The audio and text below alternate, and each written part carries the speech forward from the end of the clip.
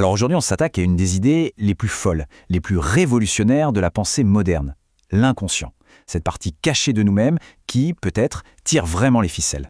Ça nous est tous déjà arrivé, non? Un mot qui sort à la place d'un autre, un rêve complètement absurde qui nous laisse perplexes au réveil, ou une peur panique d'un truc totalement inoffensif.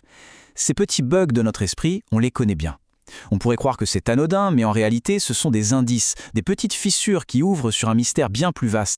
Et c'est tellement commun qu'en général, on n'y prête même pas attention. Sauf que, pendant des siècles, tous ces petits ratés, les lapsus, les phobies, les rêves sans queue ni tête, et même des symptômes physiques sans aucune cause médicale, tout ça c'était un vrai casse-tête pour les penseurs et les médecins.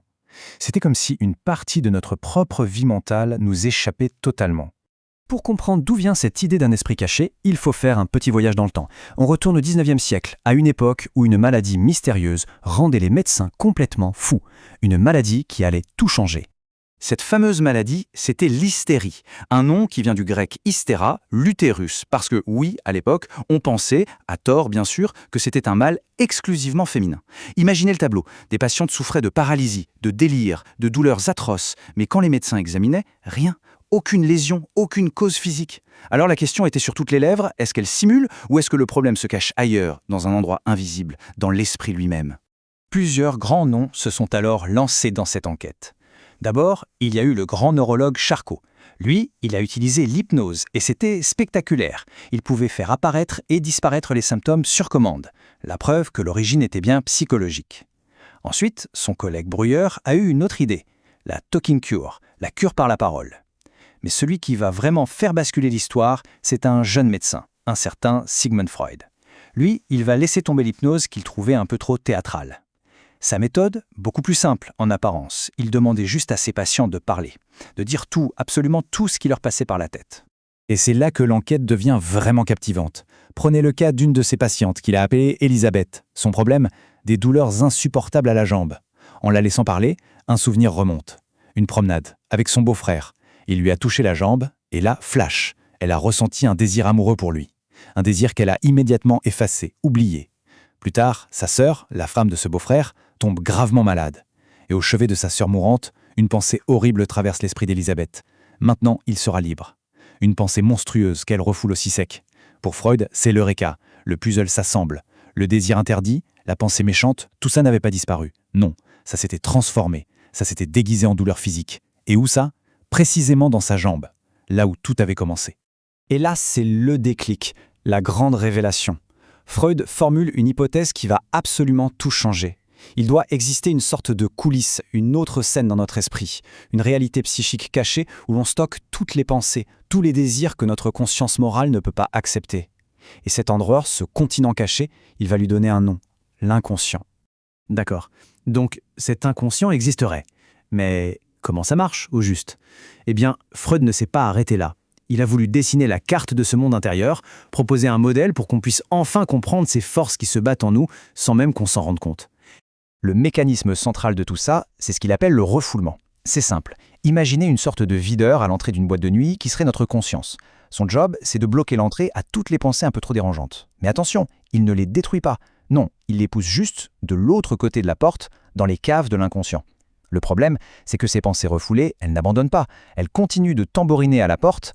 Et pour décrire ce conflit permanent, Freud imagine que notre esprit est divisé en trois. D'un côté, il y a ce qu'il appelle le ça. C'est le réservoir de nos pulsions primaires, nos désirs bruts. C'est un peu le petit diable sur notre épaule qui nous dit « Vas-y !» À l'opposé, il y a le surmoi. Lui, c'est l'ange gardien, notre gendarme intérieur, la somme de tous les interdits qu'on a intégrés. Et coincé entre les deux, il y a le moi. C'est nous, notre conscience, qui passe son temps à essayer de négocier entre les pulsions du ça, les ordres stricts du surmoi, et bien sûr, la réalité du monde extérieur. Un combat de tous les instants.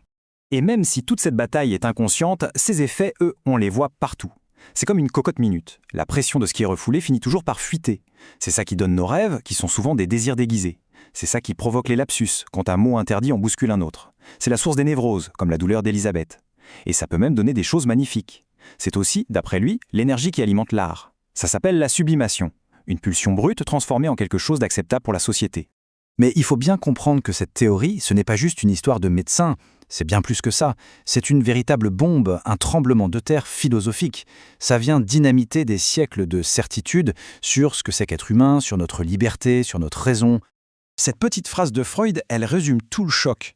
Pensez-y, Depuis Descartes et son fameux « je pense donc je suis », toute la philosophie occidentale était basée sur l'idée que la conscience est reine.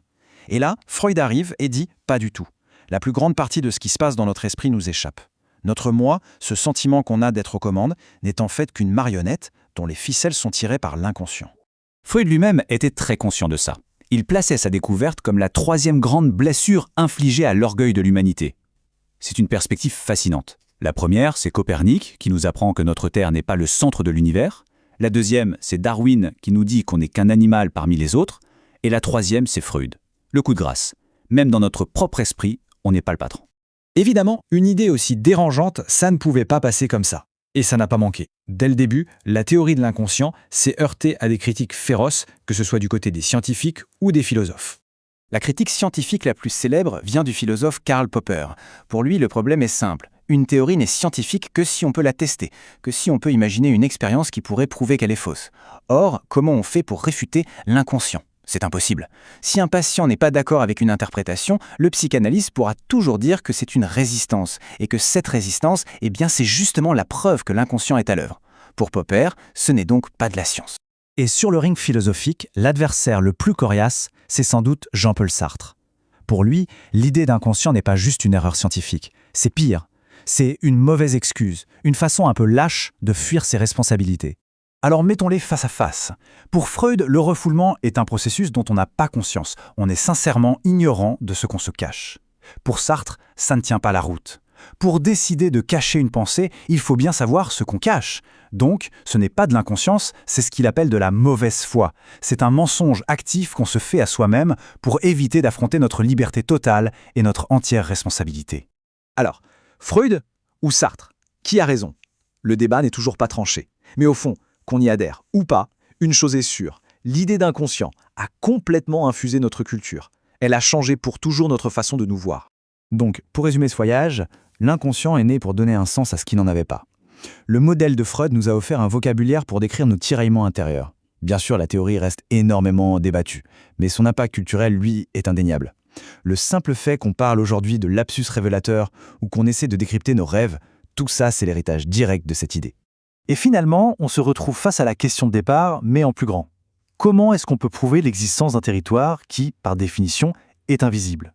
Comment sonder l'inconscient alors que la conscience elle-même, ce qu'on expérimente à chaque seconde, reste un des plus grands mystères de la science?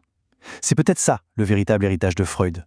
Pas tant une réponse, mais une question immense qui nous laisse face au vertige de notre propre esprit.